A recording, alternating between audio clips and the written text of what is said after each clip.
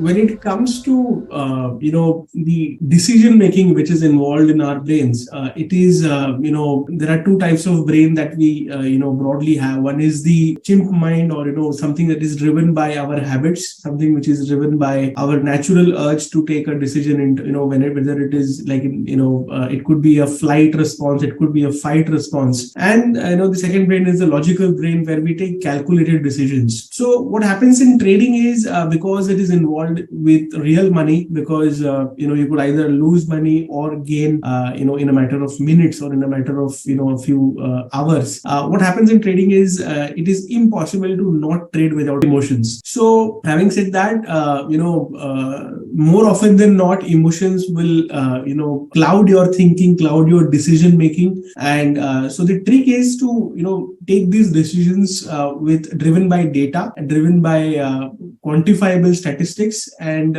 keep emotions as low as possible. That is the ideal way to approach the market, approach any kind of market, be it equity market, currency market, commodity market, or anything under the sun.